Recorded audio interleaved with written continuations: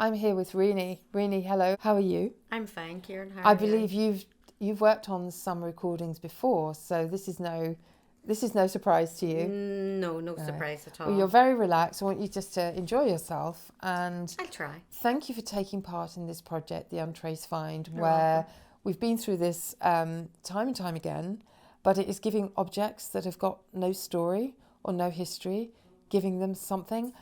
I have in front of me a wooden child's doll's house that is handmade. They were mass produced in the 1930s, and I have borrowed this for the project, but I know nothing about it. But what I loved was your take on giving some story to this item. Would you like to begin your story? Yes, I would. Whenever you brought the doll's house in, it was like I was magnetized to it. It was just something that drew me to that doll's house. Nothing else mattered, only the doll's house. And it was the actual feel of it. It brought back things that I would have liked to have whenever I was younger, but unfortunately didn't because I had a big family and money was tight then. But looking inside this doll's house and feeling inside this doll's house, every room to me was just so magical, and I could visualize and picture a family living in there. And to me, it was like imagining a family maybe of two, a boy and a girl. That's what I had in my head. Looking through the house, feeling the dust in the house. And I knew it needed a good clean, but I wasn't prepared to clean it. But anyway, looking through it, feeling it. As I say, the vision's a bit bad, but neither here nor there. Looking through the house, feeling it, feeling the lattice windows, which brought back a lot of things that I would imagine that this house would belong to a person from the Malone Road area. That would be my imagination of it. There's only 2 bedrooms in the house. So I would say that the mother and father would have had the biggest bedroom, and the children would have shared the other room. The downstairs of it, there's an opening on it, and I would imagine that it would be the like of a dining room. So it would come sitting room. But it's, let's say then again, it's the painting of it. You know that it's an old type of doll's house. It's the colour of the paint. Whether you can get that paint in here, I have no idea. As I say, looking even on the outside of it, there's 2 side bits at the side of the house with steps on it.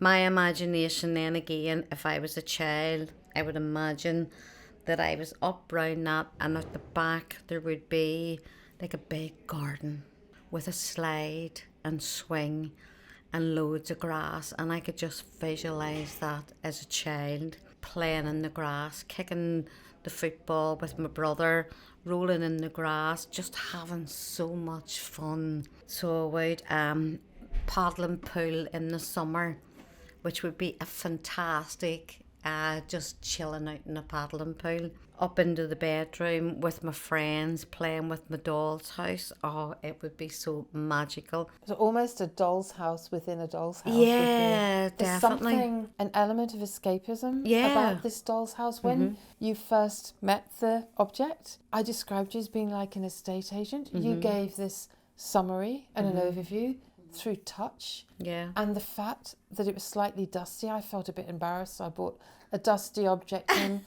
But there's a certain element of when something is careworn, Yeah. it shows that it's been loved. Yep. And I think the fact that this is still in quite good condition shows that somebody really loved it. Somebody did There's really something love it. you just mentioned that is giving me goose pimples. You said it could be like a house on the Malone Road. There are several houses on the Malone Road that I call doll's houses. They're 1930s. There's something about the green paint that is still on the details on the gates, and there was a certain style. It was like almost like a rising sun, like a crescent with bits of wood like rays of sun.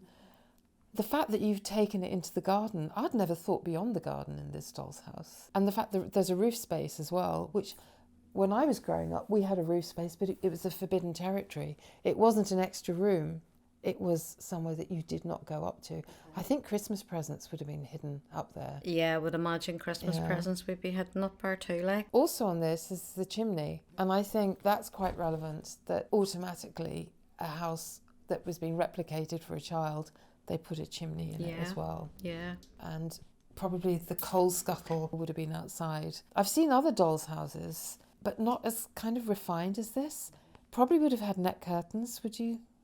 I would say that they probably would have had net curtains, but I wouldn't have had net curtains in this. I'd have had this open because those windows are so unique, and you would not get that anywhere, only in the like the Malone Road type places, because it's prestige.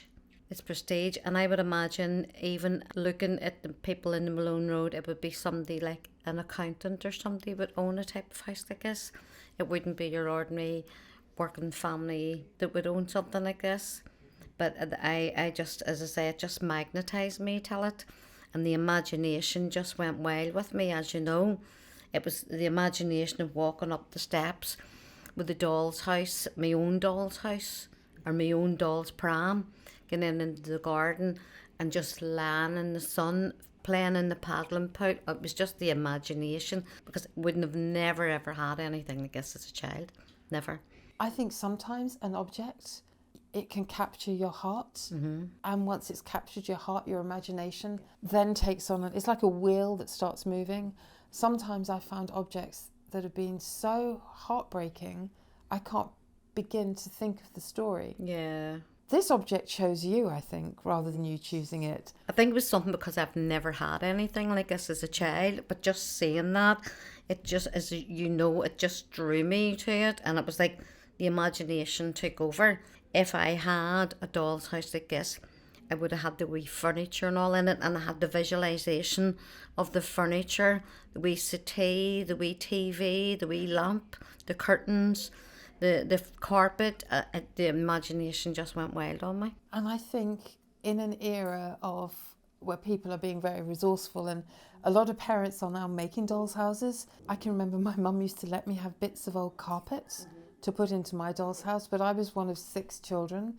So by the time I got the doll's house, the edges were a bit scuffed and was falling apart, but I've never forgotten it. Yeah. And it was escapism. It was a way of just climbing inside to another world. I had animals in mine. I think I introduced farm animals into my one. I don't quite know why. I think growing up in a city in London, it was quite exciting to have little pigs in the back garden in my imaginary home. Yeah, it would have been like, yeah. So the colours are very nostalgic, I think. They would remind you of the era you grew up in. And I think there used to be a tradition, I don't know whether it still goes on, where my parents would sometimes take us on a drive on a Sunday to go and look at the beautiful houses where we lived. And that's why I think a doll's house is your own little version of that. Definitely. The windows would probably have been what they call leaded windows, which now are really hard to replicate. So I think the design of this is quite unique.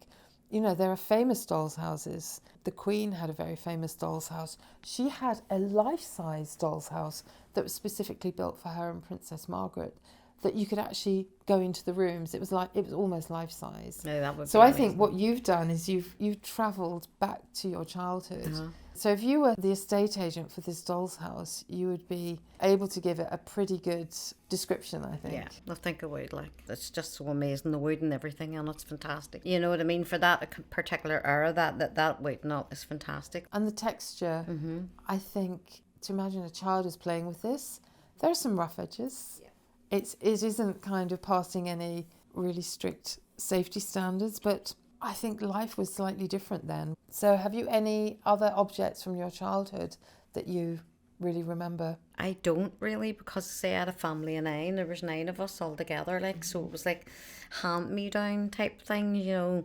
Mm-hmm. I tell a lie, I really do remember this big life-size doll that I got. It was like one of those walking, don't know the ones that walked a wee bit. I can remember that.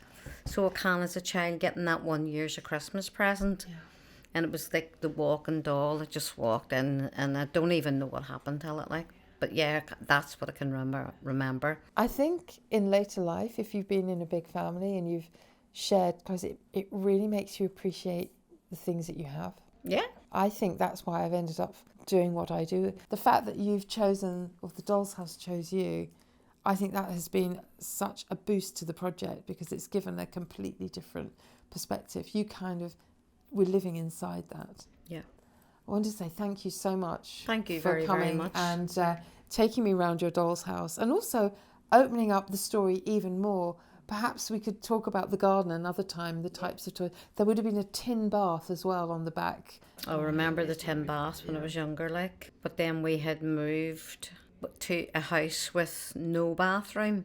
Do you know what I mean? Which made a complete difference in our life. And an outside toilet. And there probably would have been an outside toilet in the back of that as well, like. At the Ulster Folk and Transport Museum, it's the smell, it's the feeling of damp, and I would say there was no central heating in this house, which kind of only really warmed up the room that you were in. One room. Yeah. Whenever my mum died, we had moved from a 2-bedroom bathroom to a house with no bathroom, 2 bedrooms, and an outside toilet. There was no light. The smell of dampness, the cockroaches, you name it, was there. I don't think you would have had anything like that in this type of house. Definitely not. Thank you. So we'll put the house to bed now. It's quite nice watching how you, It is beautiful. at the end of every session, you It is put it away. beautiful. Like playtime's over. Yeah. Thank you so much. You're so welcome.